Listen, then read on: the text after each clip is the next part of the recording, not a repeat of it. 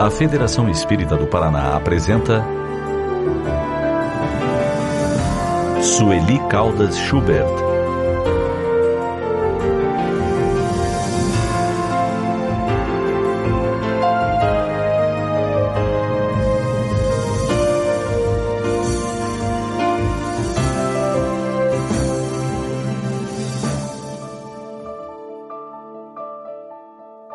Boa noite a todos. Queridas irmãs, queridos irmãos, que as bênçãos de Jesus nos envolvam. É com alegria que estou aqui em Guarapuava, conhecendo essa cidade e tendo um momento agora com vocês aqui, participando conosco desse evento, digamos assim, no qual também estamos participando dessa importante conferência que vai ser realizada nesse final de semana em Curitiba pela Federação Espírita do Paraná.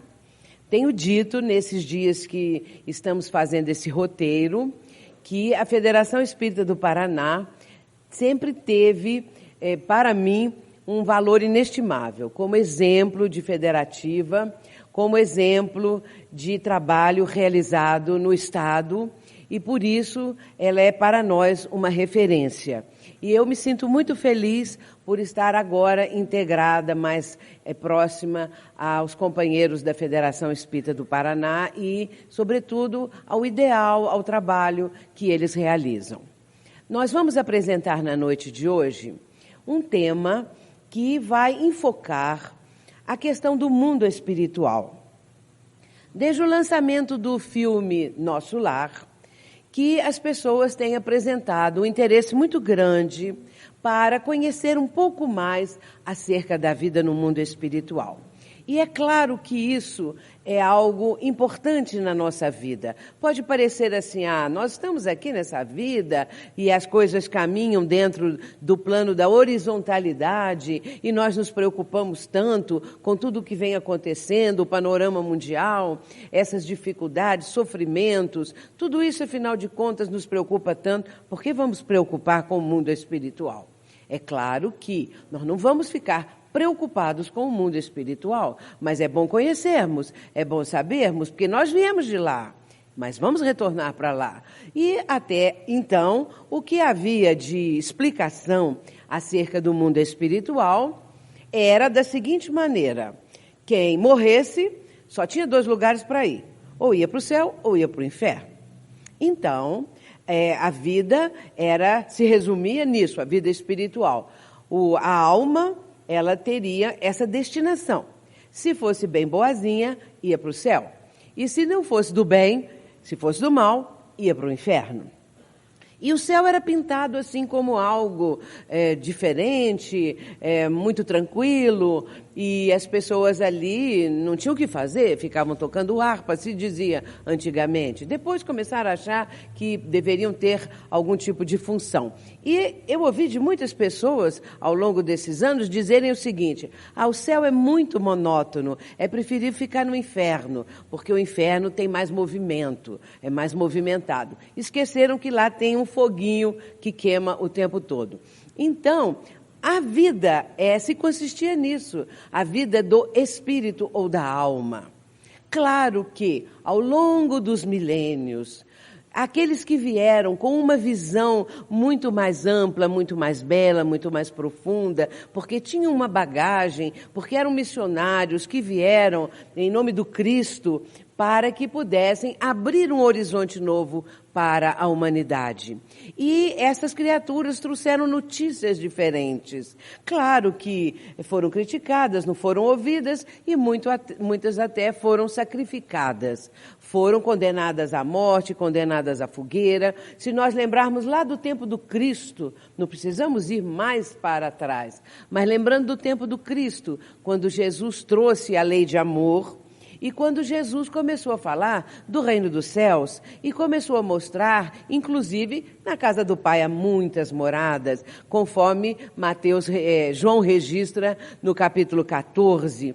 Então, logo no início, no primeiro versículo, segundo, terceiro do capítulo 14, quando João vai dizer, não se turbe o vosso coração, crede em Deus, palavras do Cristo, né? E que João registra, não se turbe o vosso coração, crede em Deus, crede também em mim. Na casa do Pai há muitas moradas. Se assim não fosse, eu vou-lo teria dito. Então, Jesus já estava trazendo uma notícia diferente, já estava tentando despertar as criaturas para que tivessem uma noção um pouco mais aprofundada, um pouco mais coerente, lógica, com a misericórdia divina. Porque limitarmos a vida de seres imortais como nós somos, a apenas o céu e o inferno, sem uma perspectiva, sem algo produtivo, sem alguma coisa enriquecedora para essa alma ou espírito, seria algo muito pobre realmente, muito pequeno, limitando o conhecimento do ser humano. Portanto, ao longo dos tempos, essas criaturas que tinham uma missão diferente, que vieram abrir horizontes novos para os seres humanos, trouxeram notícias as mais diversas. E muitas dessas almas, desses espíritos, que com missão delineada aqui para o plano terreno, comentavam e também desdobravam os ensinamentos de Jesus. E chegamos agora no século XIX. Quando Hippolyte Léon Denis Rivail vai lançar no dia 18 de abril de 1857 a primeira edição de O Livro dos Espíritos. E a partir daí surge uma nova visão, um novo olhar sobre o mundo espiritual. E é sobre isso que nós vamos falar nessa noite, mostrando um pouco do que é o livro Nosso Lar, para que nós possamos ter uma ideia mais precisa do que é essa vida, que na verdade é a nossa vida. Esta daqui é uma vestimenta que nós estamos usando, que é o corpo físico, e é uma vida impermanente, fugaz, não é? Rápida, mesmo quem vive 100 e poucos anos, se conseguir alcançar isso não é nada diante da imortalidade. Portanto, nós vamos fazer algumas reflexões nessa noite acerca de André Luiz e a vida no mundo espiritual. Vamos baixar agora um pouquinho o microfone para começarmos com esse texto.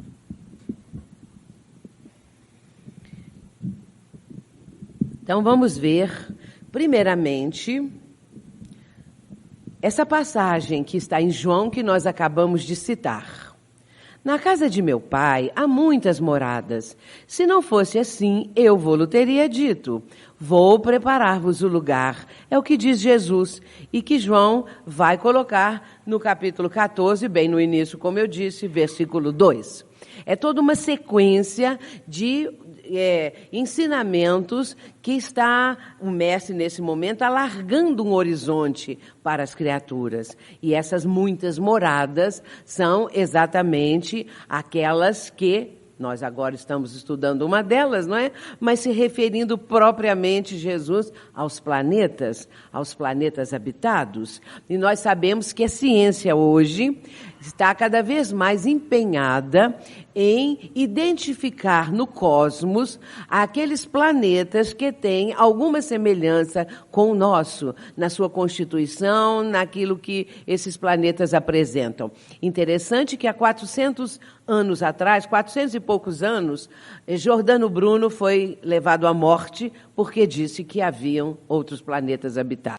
E agora, o que esses astrofísicos, o que estes que estão pesquisando o universo têm descoberto é exatamente um conjunto cada vez maior de planetas que têm uma semelhança com o nosso e a possibilidade de vida nesses planetas. A doutrina espírita, porém, veio mostrar e confirmar isso, né, dizendo até bem antes de Giordano Bruno, que antes Giordano Bruno veio fazer essa sua profecia, digamos, não é? Dizendo que haviam outros planetas habitados, e depois a doutrina espírita, como eu disse, a partir do ano de 1857, com a codificação de Allan Kardec, professor Rivail, que vai assumir, então, o pseudônimo de Allan Kardec, para não confundir com a sua obra didática. Sendo ele um pedagogo com várias obras publicadas, ele achou melhor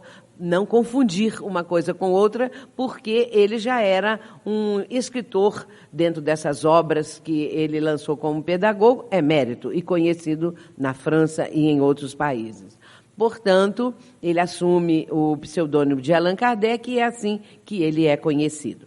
Então, vamos ver, a partir de agora, dentro dessa visão nova de muitas moradas na casa do Pai. Então, nós vamos encontrar Allan Kardec comentando em O Evangelho segundo o Espiritismo essas palavras de Jesus. E ele diz assim, que as palavras do Mestre podem referir-se também ao estado venturoso ou infeliz do espírito na erraticidade. Conforme se ache mais ou menos depurado e desprendido dos laços materiais, variarão ao infinito o meio em que se encontre, o aspecto das coisas, as sensações que experimenta e as percepções que tenham. Portanto, aqui ele já está afirmando, e isso em O Evangelho segundo o Espiritismo, no capítulo 3, no item 2, ele já está afirmando que, dependendo do estado evolutivo do espírito, quando fala na erraticidade, ele está se referindo ao plano espiritual, então, esse espírito mais ou menos elevado, mais ou menos desprendido das questões materiais, é isso que vai mostrar, é isso que vai estar dentro de uma sintonia desse espírito para a região aonde ele vai, vamos dizer, ficar, morar, trabalhar. A colônia espiritual Nosso Lar, conforme nós vamos ver agora, ela mostra uma população de espíritos que tem um determinado nível evolutivo para participar e ali residir temporariamente, porque não são locais onde o espírito vai ficar para sempre ali constituindo a sua vida, mas sim degraus, digamos assim, momentos de trabalho, de aprendizado para caminhar para adiante, porque nós temos que lembrar que a nossa trajetória ela é infinita. Nossa mente não consegue abarcar essa ideia, que nós nunca vamos parar de evoluir. Então, essa é uma determinante na nossa vida. E aí nós vamos, todos nós, né, espíritos encarnados no momento, nós vamos caminhar sempre para frente, sempre para adiante, não é? Agora, claro que aqueles que resolverem, no uso do seu livre-arbítrio, permanecerem em patamar inferior, porque a vida dessas criaturas é toda voltada para a violência, para a maldade, é claro que estarão destinados aos mundos inferiores, não porque Deus vai dizer, vocês vão para o mundo inferior, vocês vão lá para o umbral que o filme mostrou, não é? O filme Nosso Lar. Não é assim, é a própria condição espiritual da criatura, do espírito, que vai entrar numa sintonia com o plano superior, se for um espírito que já tenha méritos, ou com o plano inferior, se for uma criatura voltada para as questões negativas. Dependendo a cada um segundo as suas obras, não é? Como disse Jesus. Então, duas premissas estão agora sendo observadas por nós. A vida continua? Se continua, em que lugar? Onde? Claro que essa é a primeira indagação, se a vida continua, ou se nós vamos, morreu, acabou, não é? Ou então outras ideias de outros ramos do cristianismo, mas se continua, e nós sabemos que somos todos nós espiritualistas, os cristãos são espiritualistas, ou seja, acreditam em Deus, acreditam no Espírito, que somos espíritos ou almas, e que a vida continua. Nós não morremos, nós não acabamos. Então há uma continuidade de uma certa forma, depois da morte do corpo físico, mas se continua em que lugar? Onde? Essas perguntas, claro, o livro Nosso Lar veio trazer a resposta. É bom dizer que o livro Nosso Lar foi lançado no ano de 1944, pela Federação Espírita Brasileira, psicografia de Chico Xavier. Quando o espírito André Luiz se aproximou de Chico Xavier, não foi de imediato que ele começou a transmitir as novas ideias para o médium. Não foi assim. Ele ficou quase 2 anos acompanhando Chico Xavier aonde Chico Xavier ia. Se ele fosse para a casa espírita, se ele fosse para a vida dele profissional, André Luiz estava nas proximidades e observando e procurando uma sintonia cada vez mais estreita com Chico Xavier, porque a obra que ele iria realizar, e que Chico naquele momento ainda não tinha uma noção precisa, a obra que André Luiz iria transmitir para o médium mineiro era ímpar, era singular, diferente de tudo até então. Não era um romance, não eram mensagens, e sim todo um conjunto de ensinamentos sobre a vida no mundo espiritual. Mas foi André Luiz que trouxe em primeiro lugar isso? Ou já haviam notícias outras? Já existiam outras notícias ou não? Existiam. E nós vamos lembrar de Emanuel Swedenborg.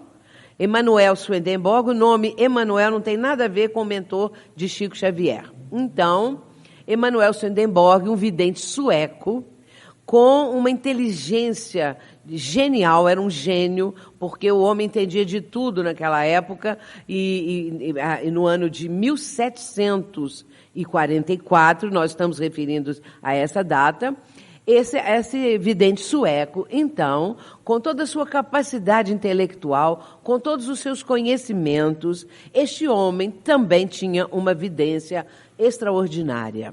E ele relata, num dos seus livros, escreveu alguns livros, ele relata que a primeira visão que ele teve do mundo espiritual foi no ano de 1744.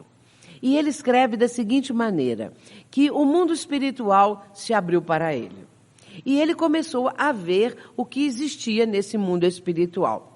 Primeiramente, ele viu pessoas que ele conheceu e que haviam morrido. Então, ele viu as almas daquelas pessoas. Depois, ele começou a ver muitas e muitas almas de pessoas que ele nunca viu na vida. Então, eram almas que começaram a surgir ali na sua, digamos, tela mental, não é? E ele vendo, descortinando como era esse mundo espiritual, ou como é o mundo espiritual.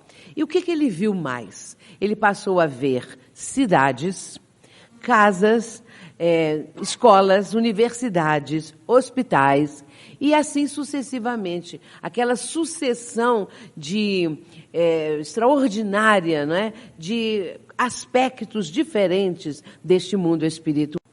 E viu também algo muito interessante. Ele viu que pessoas que desencarnavam na fase infantil, o espírito se mostrava do outro lado também como criança. Se desencarnou com 2 anos, se apresentava com 2 anos. Se desencarnou adulto, se apresenta como adulto. E assim por diante. E ele percebeu que aqueles que desencarnaram na fase infantil, espíritos que estavam encarnados, mas com a forma infantil, esses espíritos apresentavam do outro lado a mesma forma e eram levados para locais especiais aonde recebiam amparo e ajuda de mães já desencarnadas, não as próprias mães, porque às vezes elas não haviam desencarnado, mas de senhoras, de espíritos de mães que estavam já no mundo espiritual e que atendiam a essas crianças, até que elas fossem se desenvolvendo e assumissem a forma adulta. É bom dizer também, esclarecer o seguinte, uma pessoa às vezes diz assim, eu vi o meu pai morreu há 10 anos, mas agora eu comecei a ver meu pai, então ele aparece para mim e está sorrindo ou está triste, e a pessoa começa a dizer o que está captando ali das sensações que o pai está transmitindo. Mas o que a pessoa vê? ela vê o espírito. Allan Kardec vai trazer essa explicação a partir do Livro dos Espíritos. O que nós vemos é o perispírito, ou seja, um corpo fluídico que está em torno do espírito. Porque o espírito é a mente, a inteligência, é uma chama, é uma luz, como diz o Livro dos Espíritos. Mas ele tem um corpo fluídico que o reveste. Então, quando a pessoa diz, eu estou vendo meu pai, ou a minha mãe, ou meu filho, o que ela está vendo é esta forma, não é? Essa morfologia espiritual. Então, ela está vendo o corpo fluídico. É fluídico porque está no mundo espiritual. Então, não é um corpo carnal. Ele tem essa diferença. Portanto, quando uma criança, um espírito que reencarnou e depois morre na fase infantil, o corpo físico, não é? Ele volta para o mundo espiritual com o seu perispírito ainda com uma forma infantil e só com o tempo que vai assumir de novo a sua forma adulta. Alguns espíritos levam mais tempo, outros levam menos tempo. E ele viu tudo isso, Emanuel Swedenborg, e ele relata essas coisas todas. Exatos 200 anos depois, em 1944, porque essa evidência dele foi em 1744. Em 1944 vai ser lançado o livro Nosso Lar. Falando o quê?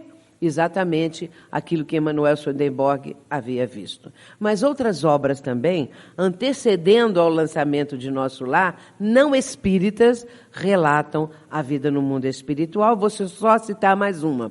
A Vida nos Mundos Invisíveis, o médium que recebeu esse livro é Antony Borgia, mas ele não era espírita, não tinha nenhum conhecimento de espiritismo, apenas era um médium, e o espírito, o reverendo Benson, transmitiu para ele o que ele, espírito, viu no mundo espiritual. E deu o título A Vida nos Mundos Invisíveis, que é da editora Pensamento. Então, André Luiz veio corroborar o que já havia sido dito por alguns médiuns que captaram essas mensagens. Vejamos aqui, somos imortais. Mas o que fazer com a nossa imortalidade? Esse é o momento, segundo consta dos relatos, não é? Quando Jesus está saindo do sepulcro. Então, nós somos imortais. A ressurreição do Cristo veio exatamente mostrar isso e confirmar, não é? E o que fazer com a nossa imortalidade? Nós, que agora sabemos que nunca morreremos. O que morre é o corpo físico. Por isso, Humberto Roden, que é um autor espiritualista, diz assim no livro dele, num dos livros, até hoje ninguém morreu. E é verdade, ninguém morreu. O que morre é o corpo físico. E nós, espíritos, continuamos a nossa trajetória evolutiva. Isso faz jus à inteligência do Criador. Isso faz jus àquilo que Deus expressa para nós, a sua onipotência. Porque se não fosse assim, se Deus estivesse criando as almas, os filhos que viessem para o planeta Terra para depois se extinguirem ou serem condenados a um castigo eterno no inferno, não teria a menor condição de entendermos um Deus assim. Não tem a menor condição, porque seria então um Deus cruel, injusto e, aliás, privilegia alguns e castiga outros. E agora nós já estamos sabendo o que fazer com a nossa imortalidade. Vejamos também que o mundo espiritual é a realidade. É o mundo das causas. Tudo é resolvido lá.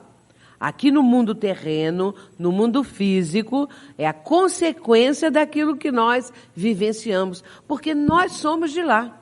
Lá é a nossa vida. Isso aqui, o momento terreno, é passageiro. O corpo físico é uma veste. É uma vestimenta que cada um de nós recebe para transitar aqui no mundo. Porque há necessidade de que o espírito encarne ou reencarne, com sucessivas reencarnações, não é? Para que ele adquira experiências. E nós aqui estamos passando por testes. A reencarnação, estar aqui no mundo físico, é exatamente o momento em que nós vamos comprovar aquilo que nós estamos aprendendo e se já estamos numa situação melhor ou pior. Então, é o mundo das causas, é a nossa pátria de origem. E isso nos dá uma ideia de que, quando nós fomos criados por Deus, cada um de nós, em dado momento, nós fomos criados por Ele. Aqui na Terra, nós temos a certidão de nascimento. Mas o dia que nós fomos criados, a época, quando, nós não sabemos. Um dia fomos criados por Deus. Essa parte aí é ainda desconhecida. À medida em que nós formos evoluindo, aí sim, nós vamos realmente entender essa condição nossa de sermos criados por Deus e, portanto, como diz Joana de Ângeles, somos herdeiros do universo, que é uma ideia também maravilhosa, saber que a nossa condição, não é, nos leva a isso, a sermos herdeiros do universo. A vida física, portanto, ela é impermanente. Mas, como eu disse, André Luiz vai aparecer na vida de Chico Xavier alguns anos antes do lançamento do livro Nosso Lar. Então, foi no ano de 1941 que André Luiz é levado por Emmanuel, o mentor do Chico. Ele é levado e apresentado a Chico Xavier. Porque as coisas funcionam assim. Para a vida do Chico, para a vida do Divaldo, para a vida do Raul, não é? Esses médiuns missionários, esses médiuns que têm um intercâmbio muito fácil com o mundo espiritual. Tem uma segunda vista, ou seja, tanto vem o plano físico com naturalidade, quanto vem o plano espiritual. Portanto, o mentor Emmanuel, de Chico Xavier, trouxe André Luiz. Vamos ver como a coisa funcionou. E aí vem, no ano de 1944, o livro foi lançado. O livro Nosso Lar, que vem trazer as informações sobre a vida no mundo espiritual. Aqui temos o Emmanuel e o André Luiz. Então, como eu disse, Emmanuel veio apresentar André Luiz.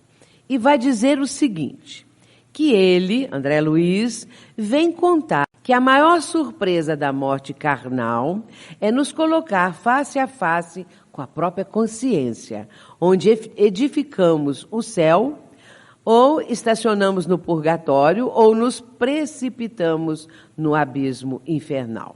Vejamos que ele está colocando aqui céu, purgatório e inferno de consciência.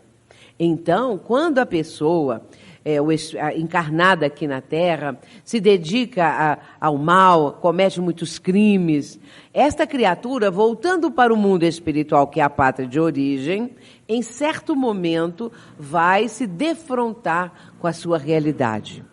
E aí vem o remorso e o arrependimento, que, em nível de consciência, é um verdadeiro inferno. Se nós olharmos relatos de espíritos que se comunicam nas reuniões mediúnicas e já têm obras escritas com estes relatos, nós vamos verificar o quanto sofrem esses que cometeram violências, que cometeram uma série de descalabros, e então que torturaram outros seres humanos. E estes espíritos, do outro lado da vida, e se defrontam com a sua própria consciência. A consciência em paz é o céu para a pessoa. A consciência, mais ou menos, que é o purgatório, né, em determinado padrão, ela traz uma condição já bem melhor do que a da condição do inferno interior. Porque é isso que acontece. Nós aqui não temos tempo para trazer alguns relatos desses espíritos que se comunicam nas reuniões mediúnicas. Ao longo desses anos, quantos e quantos espíritos se comunicaram na reunião mediúnica, que cometeram atrocidades aqui na Terra e que no mundo espiritual estão sofrendo de uma maneira praticamente infernal.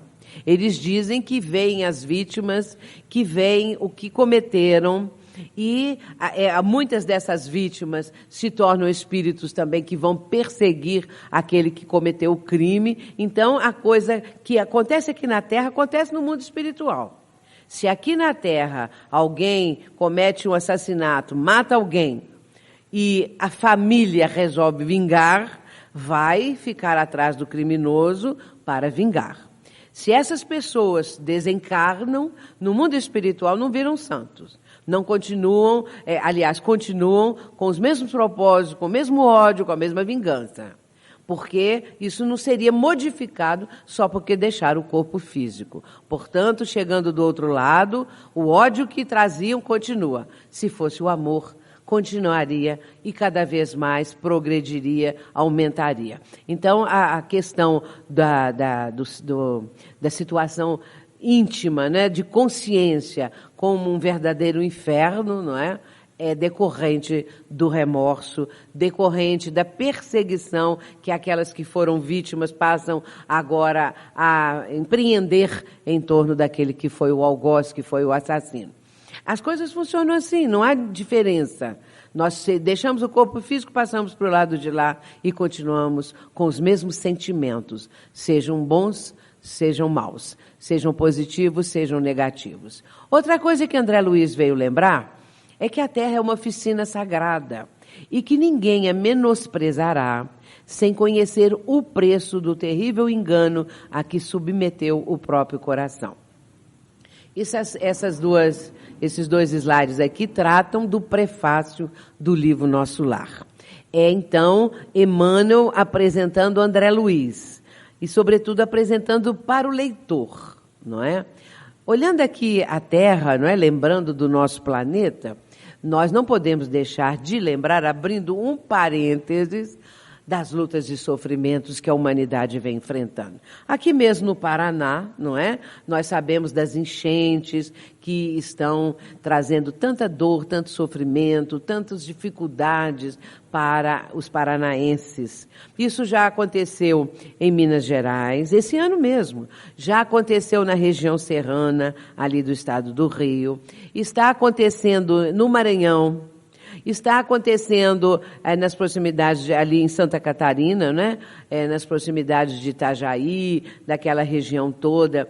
Então, vez que outra, determinada região do nosso Brasil mesmo, sofre essas calamidades de desencarnações coletivas e que são provenientes das forças da natureza.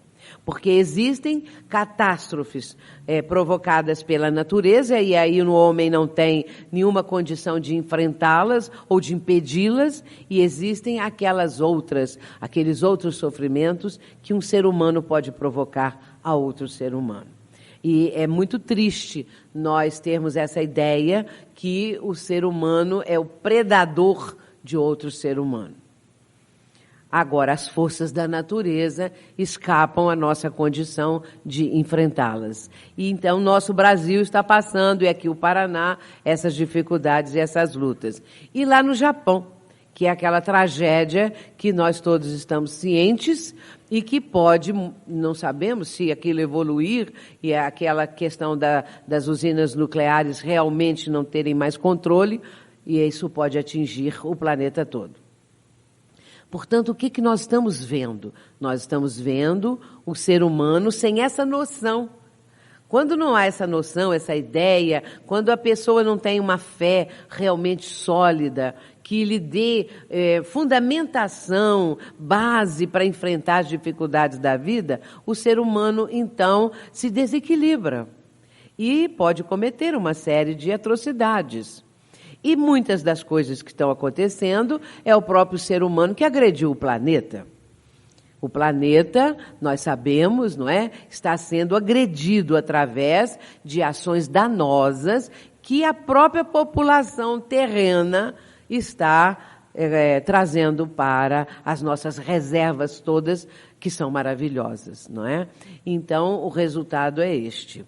Agora, às vezes as pessoas dizem assim, o nosso planeta é assim, terrível, tem vulcões, muitos vulcões em erupção, tem agora a tal da tsunami, tem terremotos, tem enchentes, e vão falando essas coisas da natureza, não é? As pessoas comentam isso. E dizem assim, por que Deus não criou um planeta bem assim, como um paraíso, onde tudo fosse muito bonito, onde tudo fosse só beleza, conforto, sem esses animais também, que muitos deles que perseguem o ser humano, Então, vão falando, não é? Da ideia que tem do paraíso. Seria um paraíso. Por que Deus não criou um paraíso? Um verdadeiro Éden. E aí nós podemos dizer o seguinte, vamos imaginar que o nosso planeta fosse esse paraíso. Sem vulcões, sem animais ferozes, sem tsunamis, sem terremotos, sem maré, sem isso, sem aquilo. Paraíso verdadeiro. Agora, põe nesse paraíso a humanidade atual. Quanto tempo a humanidade vai levar para quase destruir esse paraíso, poluir as águas, o ambiente, tudo. Quanto tempo vai levar? Porque a humanidade atual tem o planeta que ela merece. Porque se pudesse haver um paraíso, a nossa humanidade teria que estar mais educada, mais evoluída, com uma visão muito mais ampla acerca da natureza, da ecologia, essas coisas todas, não é? Do amor ao próximo, da solidariedade.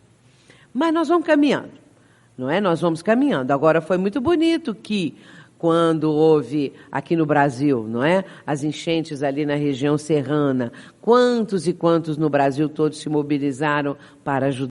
Aqui, nessa região, e agora lá no Japão. E hoje eu vi uma cena muito interessante e muito significativa. Um grupo de brasileiros que reside no Japão viajou mais de 30 horas, levando caminhões e vans lotadas de mantimentos, de tudo que é de água, né, especialmente para os que estão sofrendo mais aquelas regiões mais devastadas. Mas só os brasileiros. E foi comentado isso, que o próprio povo, não é? O povo deixa para as autoridades, sem aqui crítica nenhuma aos nossos irmãos japoneses. É a cultura, não é? Que é diferente. E o brasileiro já é aquele bem disposto para essas coisas, não é? Então, mas aí vem um outro detalhe. 70 países ofereceram ajuda humanitária. E isso é muito bonito. Até então, nós, há pouco tempo atrás, nós não tínhamos essa solidariedade, não é, dos países como agora. Isso significa também que as criaturas estão mais propensas, não é, a serem solidárias e a ajuda humanitária, então, se realiza. Vejamos agora, fechando parênteses, continuando o que é nosso lar agora. É uma colônia espiritual na esfera superior. É um plano superior. Às vezes as pessoas pensam assim, mas se um avião atravessar a colônia nosso lar? Não tem isso, porque é outra dimensão. Não tem, o avião não vai também, talvez, naquela altura, não sabemos que altura é também, e mesmo que fosse, é uma outra dimensão. Então não haveria nenhum problema, não ia derrubar uma torre, não ia fazer remorrer os espíritos que lá estão, então não tem perigo, né? Agora, a colônia Nosso Lar, ela tem uma hierarquia. Só que é uma hierarquia de ordem moral e espiritual. Não é uma hierarquia de haver uma eleição e alguém lá se candidata, alguns se candidatam como é aqui na Terra. Lá é por superioridade. Quem é superior, dirige. Quem não está tão assim nesse patamar, passa a ser trabalhador dirigido por aquele que é superior. Então, há também uma resposta imediata, há uma interação entre aquele que é superior espiritualmente falando e os outros que não estão nesse mesmo degrau ou nesse mesmo grau de superioridade. Então, não há nenhum choque, entrechoque, coisa alguma. O sistema de governo é estruturado na escala de valores hierárquicos. Quem é. Então não tem outra coisa, não é? Ninguém quer tomar o lugar daquele, é completamente diferente do que existe aqui no plano terreno. Ali não, agora tem uma coisa, isso aqui é importantíssimo, ali não se consegue camuflar, mentir, esconder. Ninguém esconde nada, porque um lê o que o outro está pensando. Um capta telepaticamente. Então não chega ninguém lá fingindo uma coisa que não é, porque todos vão saber que ele não é o que está querendo apresentar.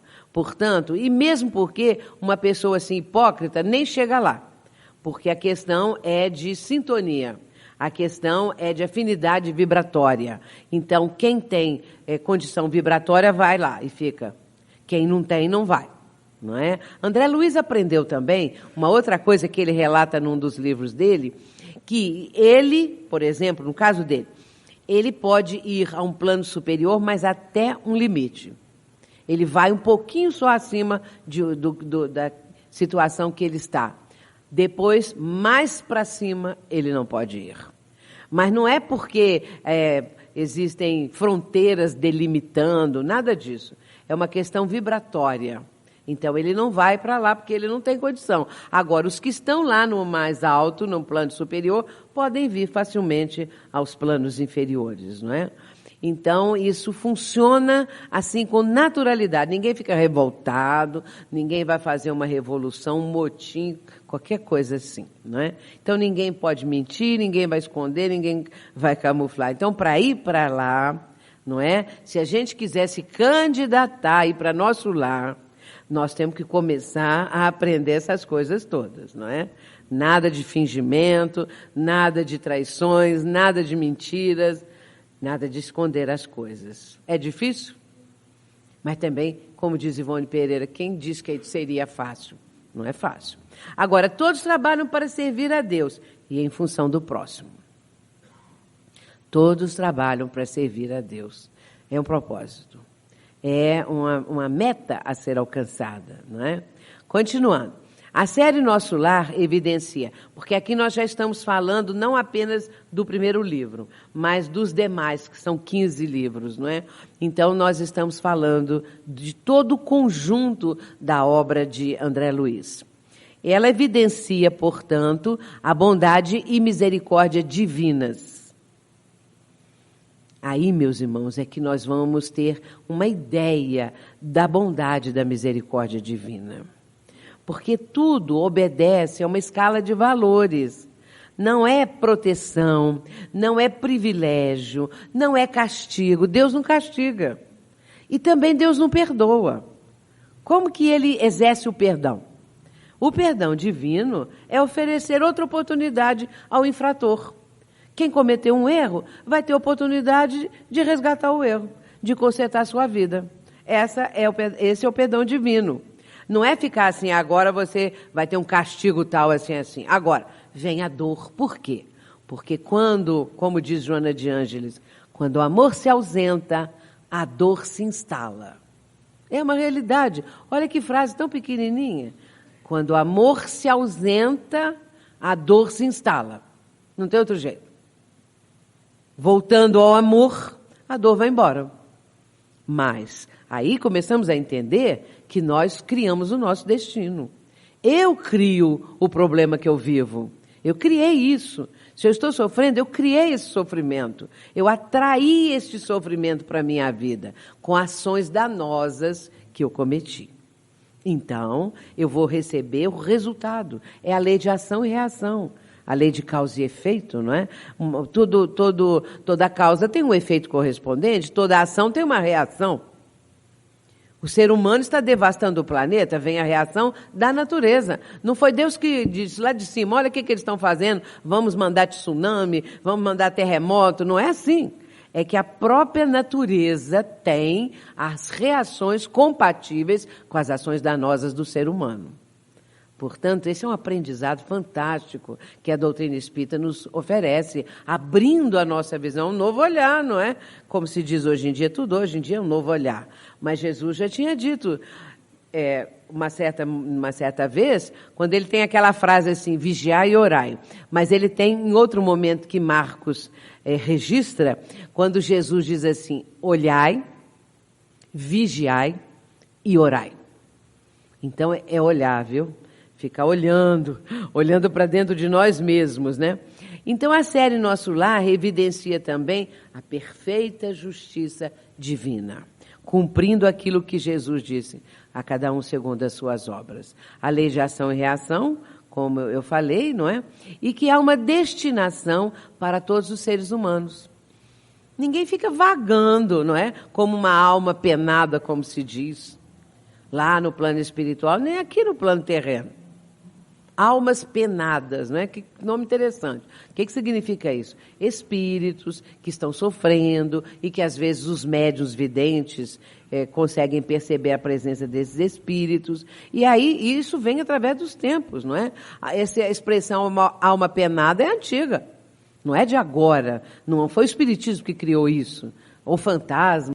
Às vezes as pessoas têm tanto medo de fantasma, porque isso foi incutido na cabeça delas, que se morre a mãe ou o pai, que às vezes o filho ou a filha adorava, amava, se um dia o espírito, o pai ou a mãe aparecer para esse filho ou filha, ela vai ficar apavorada porque o pai ou a mãe virou fantasma.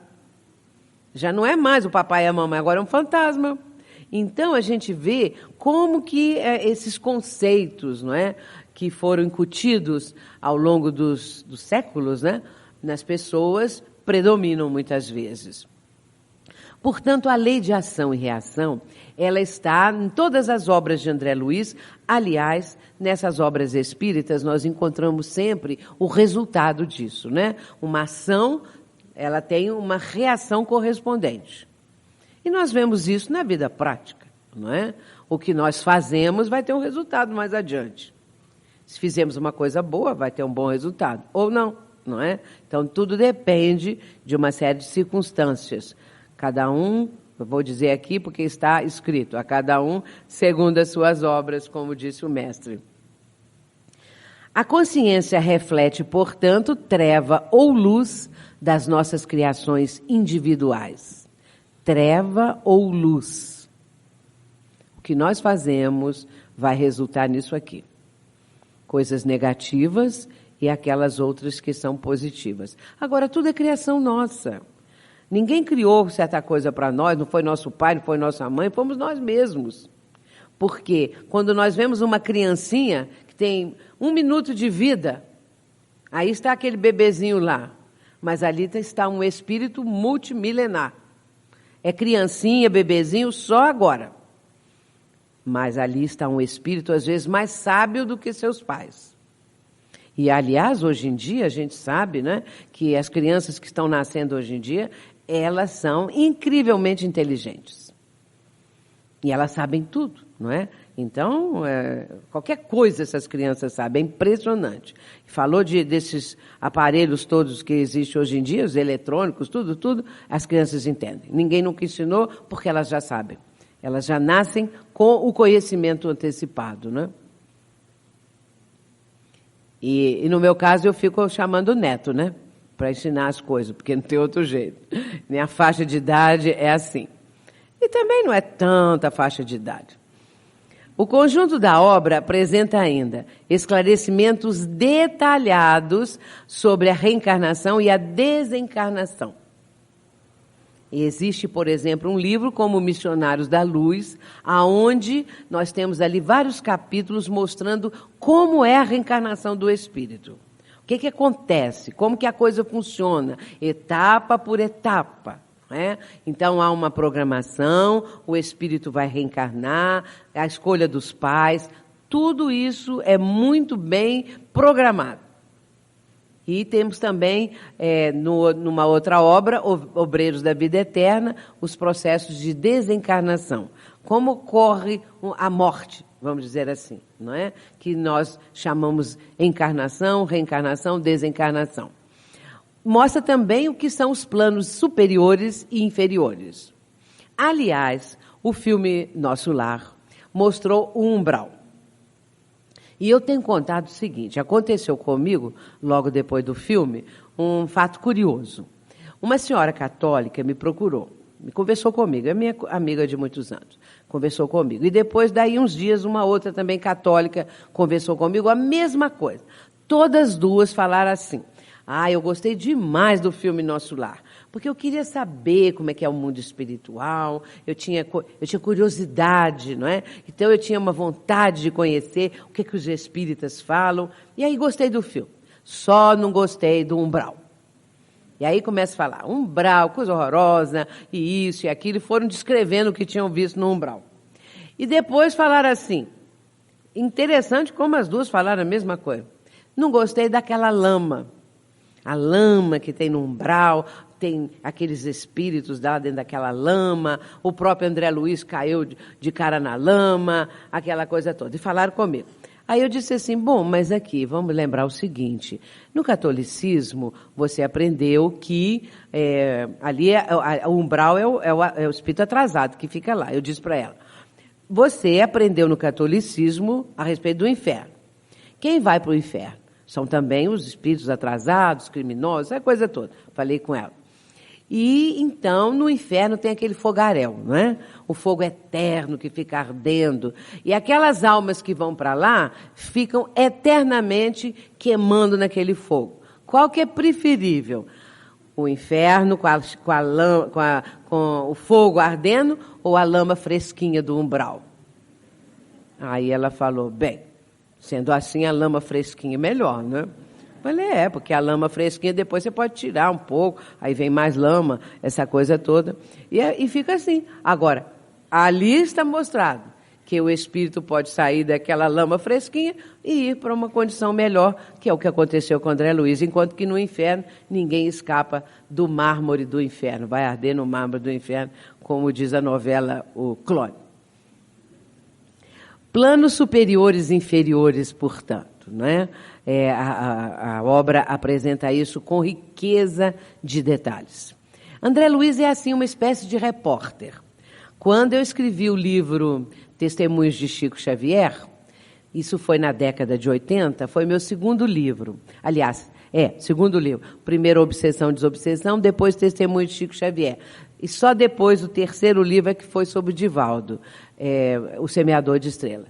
Mas no livro Testemunhos de Chico Xavier, o próprio Chico vai contar, porque o livro trata da correspondência de Chico com um amigo dele, que na época era o presidente da Federação Espírita Brasileira, Vantuil de Freitas.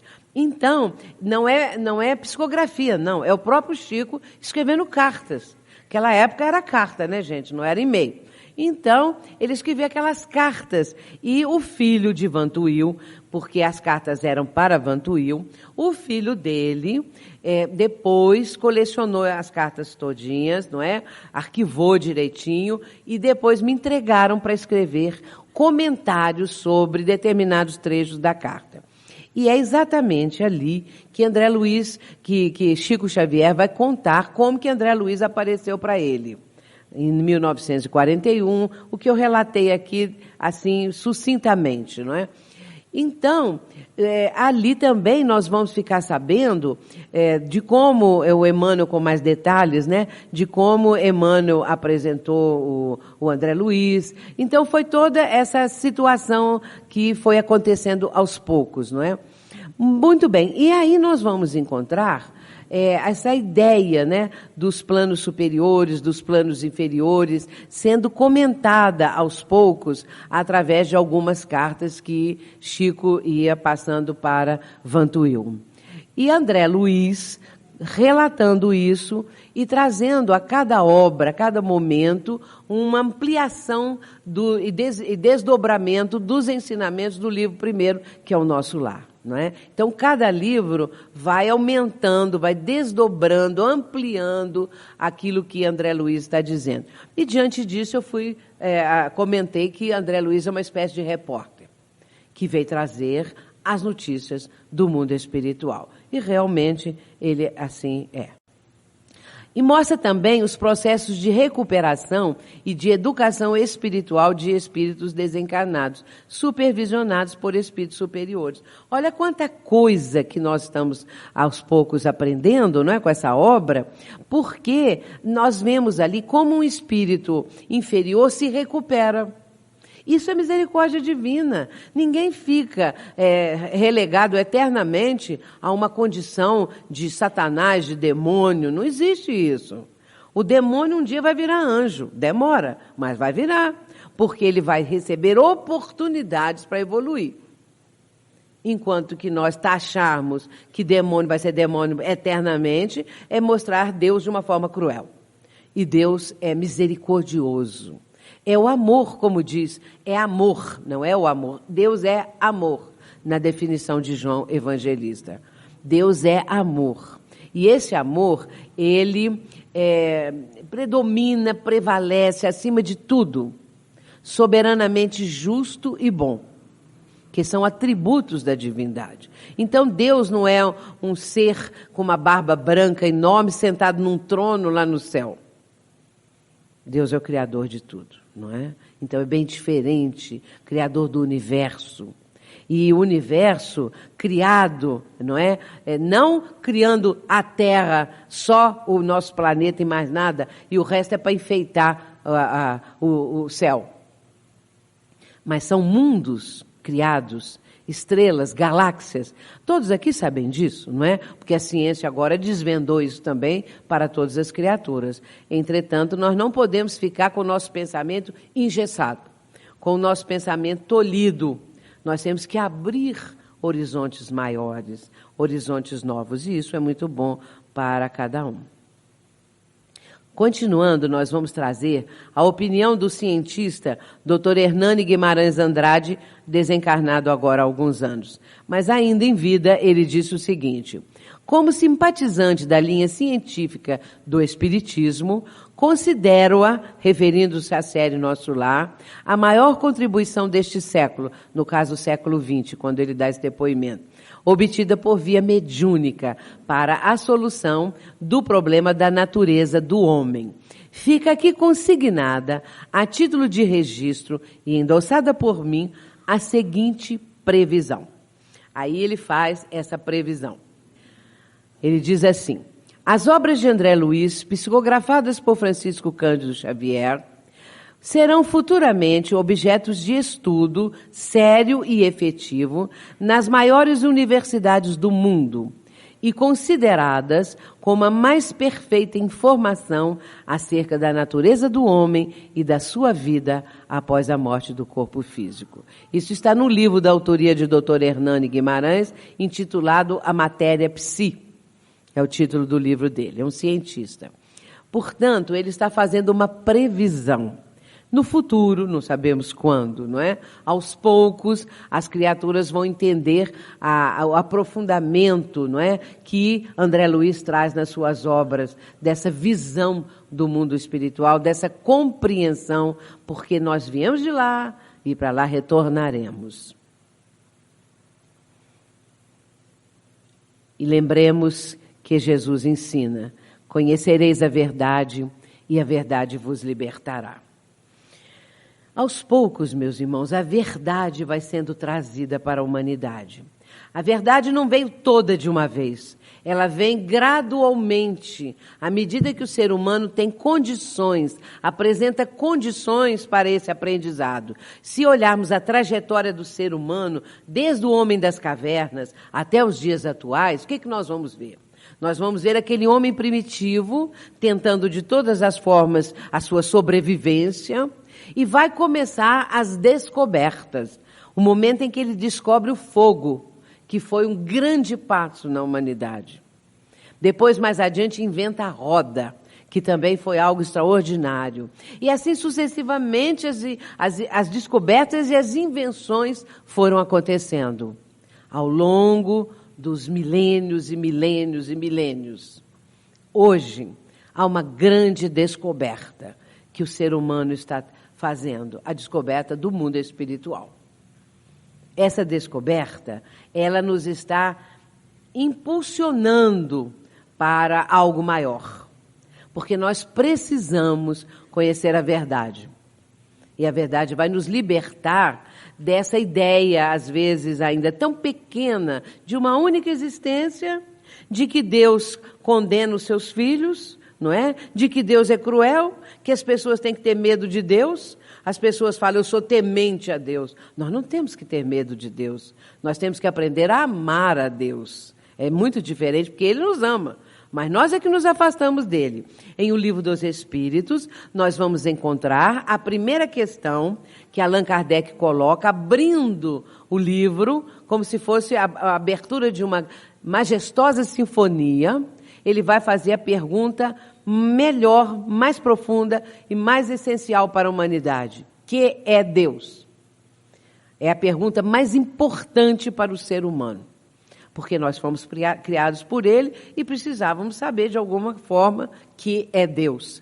Ele não pergunta quem é Deus, porque se ele estivesse fazendo uma pergunta desse tipo, quem é Deus, já estaríamos tendo a ideia que Deus é uma pessoa, que Deus é alguém, que Deus é um espírito, e é muito diferente. Então nós não temos como definir Deus. Mas a resposta que os espíritos deram, conhecida aqui de quase todos, não é? É fantástica, porque eles responderam assim: Deus é a inteligência suprema, não há outra maior que ela. Causa primária ou primeira de todas as coisas. E depois, na terceira parte do Livro dos Espíritos, as leis morais, a partir da questão 614, Kardec vai fazer a seguinte pergunta: que é a lei natural? E os Espíritos respondem: a lei natural é a lei divina. E o homem só é infeliz quando dela se afasta. Nós só somos infelizes porque nos afastamos da lei divina.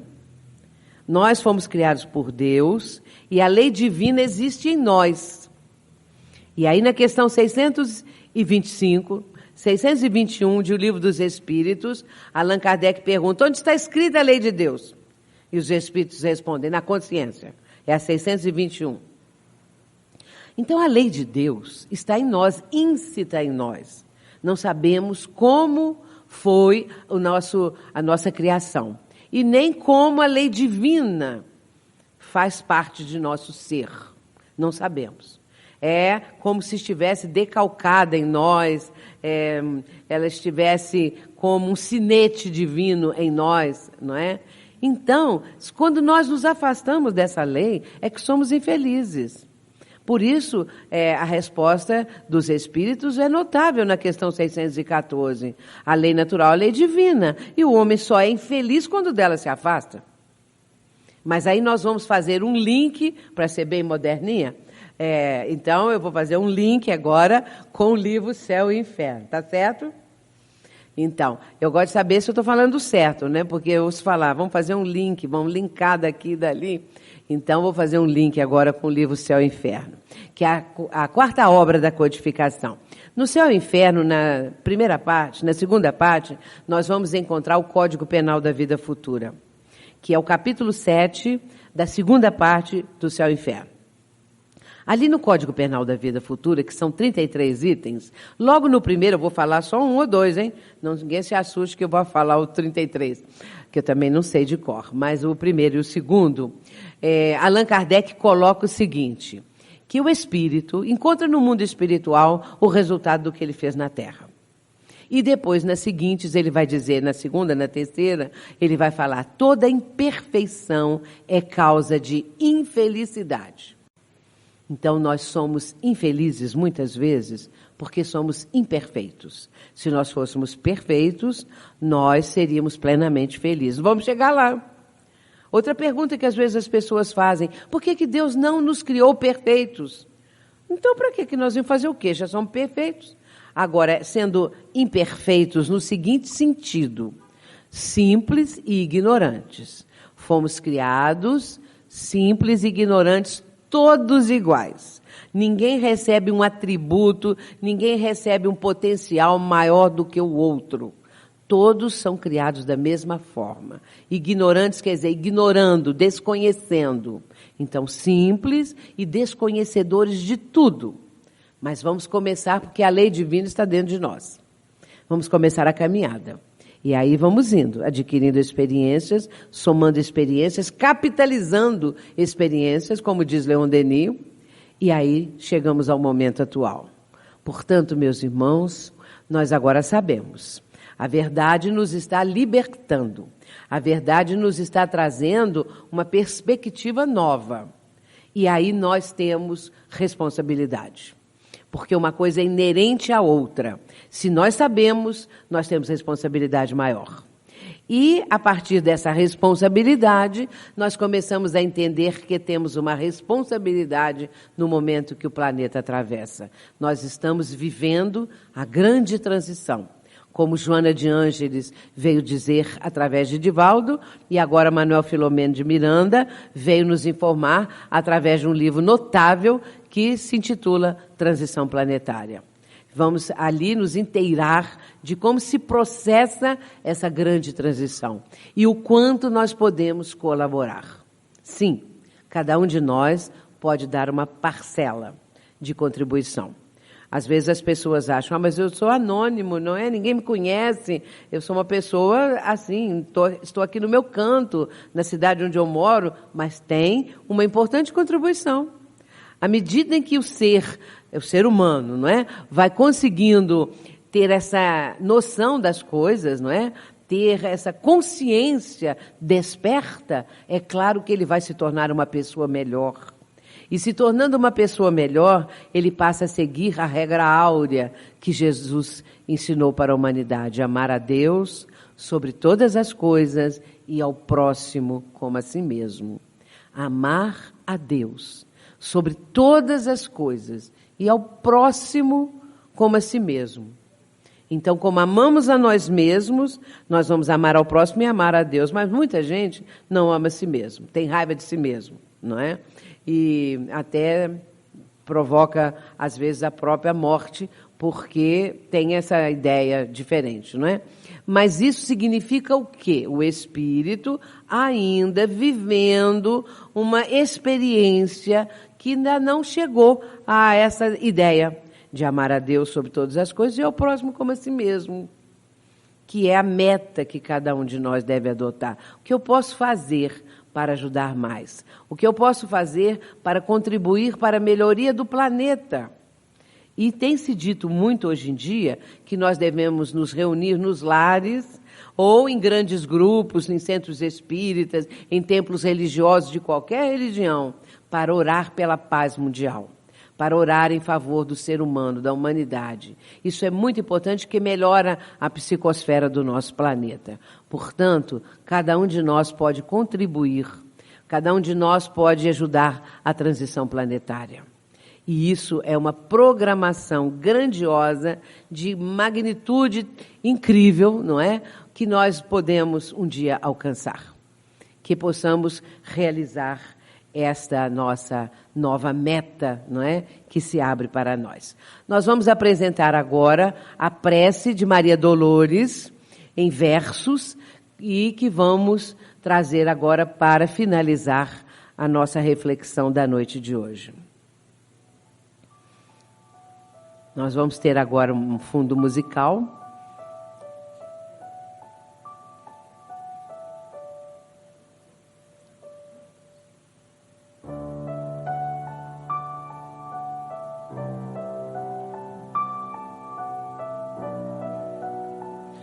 Mãos Marcadas é o título dessa prece-poema de Maria Dolores, psicografada por Francisco Cândido Xavier.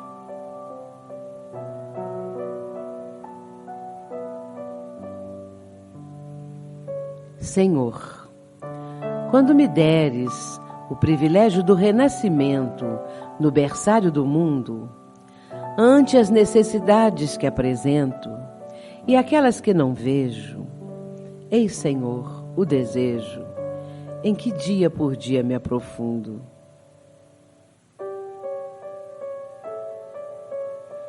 Deixa-me renascer em qualquer parte, entretanto, que eu possa acompanhar-te, onde constantemente continuas, trabalhando e servindo em todas as estradas, para que eu também tenha as mãos marcadas, como trazes as tuas.